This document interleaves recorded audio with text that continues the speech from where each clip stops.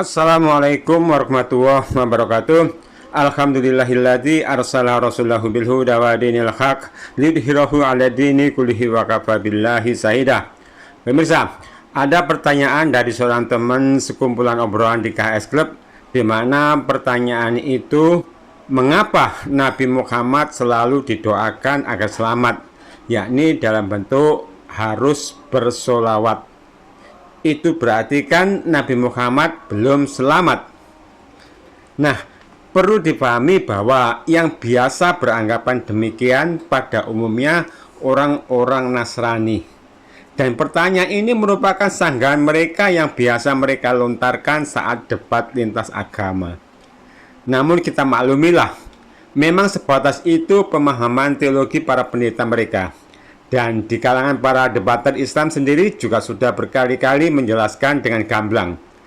Namun para pendeta terus mendoktrin jemaat mereka dengan pernyataan bahwa Nabi Muhammad minta didoakan umatnya.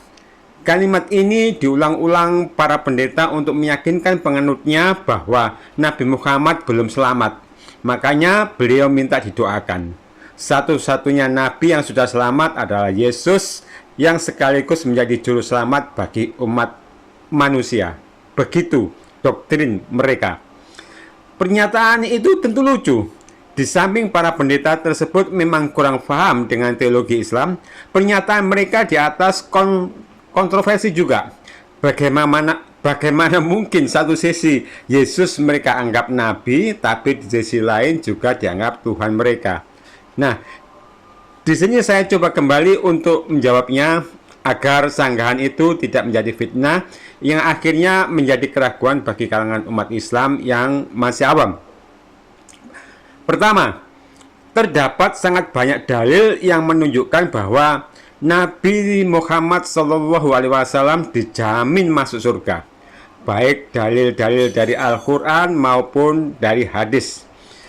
Berikut hanya beberapa di antaranya yang perlu saya sampaikan. Misalkan firman Allah Azza wa Jalla, "Inna fatahna laka fatahan mubina liyaghfira lakallahu 'alaika wa yahdiyaka siratan mustaqima wa yansurakallahu nasron aziza."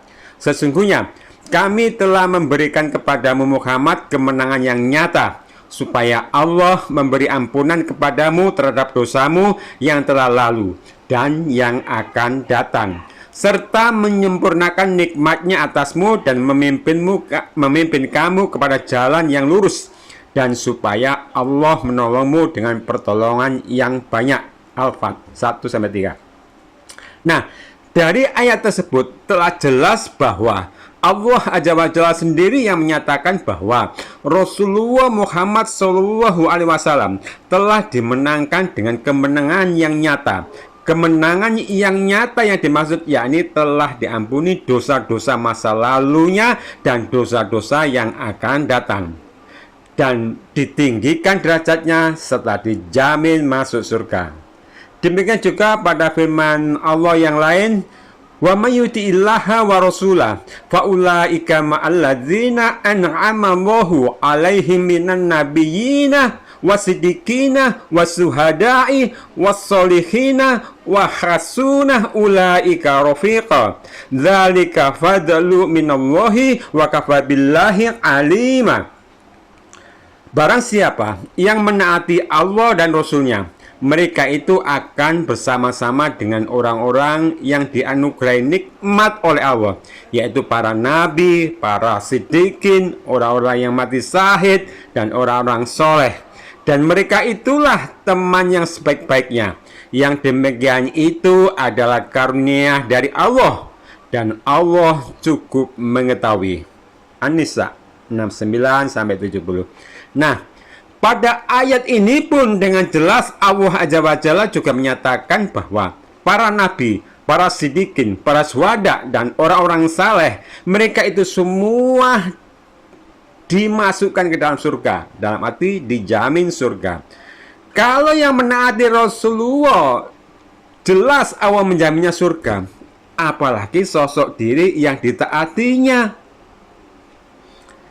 Di samping itu, ada hadis yang sangat tegas bahwa beliau dijamin masuk surga. Yakni hadis dari Sa'id bin Zaid radhiyallahu anhu bahwa Rasulullah Shallallahu alaihi wasallam bersabda, "An-nabiyyu fil jannah wa Abu Bakar fil jannah wa Umar fil jannah wa Utsman fil jannah wa Ali fil jannah." Nabi di surga, Abu Bakar di surga, Umar di surga, Utsman di surga, Ali di surga. Nah, kalau para sahabat yang 4 saja dijamin surga, apalagi Rasulullah. Di hadis lain ada 10 sahabat juga dijamin masuk surga. Apalagi Rasulullah. Kedua, Allah Azza wa Jalla memuliakan Rasulullah Shallallahu alaihi wasallam, meninggikan derajatnya baik saat di dunia terlebih saat di akhirat. Dan salah satu bentuk meninggikan derajat Rasulullah Shallallahu alaihi wasallam yakni Allah Azza wa Jalla memuliakan hak Nabi Muhammad Shallallahu alaihi wasallam dengan disyariatkannya hak Rasulullah tersebut atas umatnya. Dan hak Rasulullah yang disyariatkan tersebut atas umatnya yaitu adalah agar segenap umat muslim mengucapkan sholawat dan salam untuk beliau. Bahkan Allah Subhanahu wa ta'ala dan para malaikatnya pun telah bersolawat kepada beliau. Hal ini sebagaimana Allah Subhanahu wa ta'ala berfirman, "Ya ayyuhalladzina amanu sallu alaihi wasallimu taslima." Sesungguhnya Allah dan malaikat-malaikatnya bersolawat untuk Nabi. Wahai orang-orang yang beriman, bersolawatlah kalian untuk Nabi dan ucapkanlah salam penghormatan kepadanya.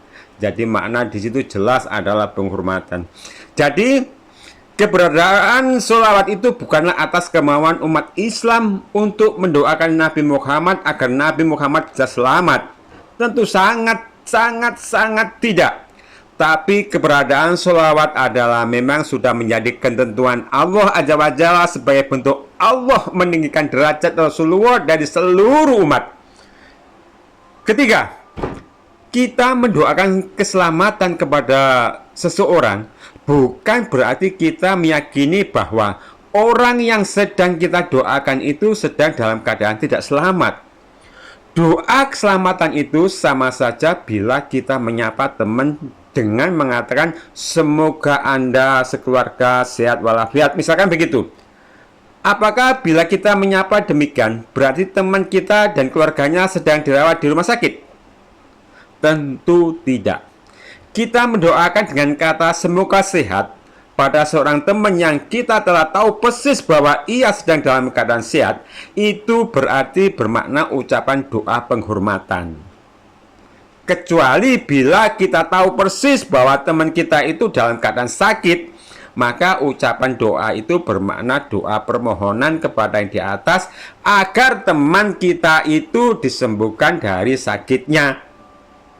Nah, lalu saat kita mendoakan kebaikan, mendoakan keselamatan untuk Nabi Isa Al-Masih atau untuk Rasulullah Shallallahu alaihi wasallam, yang kita telah tahu bahwa Allah Azza wa Jalla telah memberikan kemenangan terhadap para nabi dengan kemenangan yang besar, dengan meninggikan derajat mereka, maka itu berarti doa yang kita sampaikan atas para nabi itu adalah doa yang bermakna memuliakan, menyanjung, menghormati. Nah, di samping itu, dalam ayat di atas Allah telah menyebutkan tentang kedudukan hamba dan Rasulnya Muhammad SAW pada tempat yang tertinggi, bahwasanya dia memujinya di hadapan para malaikat, dan bahwa para malaikat pun mendoakan untuknya. Lalu Allah memerintahkan segenap penghuni alam ini untuk mengucapkan sholawat dan salam atasnya, sehingga bersatulah pujian untuk beliau di alam yang tertinggi, yakni makhluk yang ada di langit dengan makhluk yang di alam terendah, yakni makhluk yang ada di bumi. Adapun makna ucapkanlah selamat untuknya adalah berilah beliau Shallallahu alaihi wasallam penghormatan dengan penghormatan Islam. Dan jika bersolawat kepada Nabi Muhammad, hendaklah seseorang menghimpunnya dengan salam untuk beliau.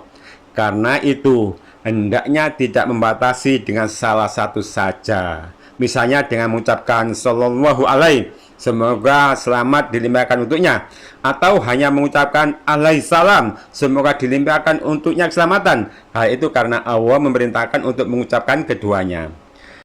Bagi umat Islam, sebenarnya debat semacam ini hanya untuk melayani kedangkalan logika para pendeta. Seolah tidak ada lagi cara berpikir yang masuk akal untuk meyakinkan para penganut mereka agar tetap setia dengan ajaran agama mereka. Kita bisa simak saat adu argumen dengan para debater muslim. Alasan mereka hanya itu-itu saja. Ilmu teologi mereka sangat tidak berkembang. Sayangnya, sebagian besar pengikut mereka terlalu masa bodoh dengan doktrin agama mereka. Agama bagi mereka seakan hanya sebagai pengakuan untuk identitas kependudukan, bukan sebagai sumber aturan dalam kehidupan.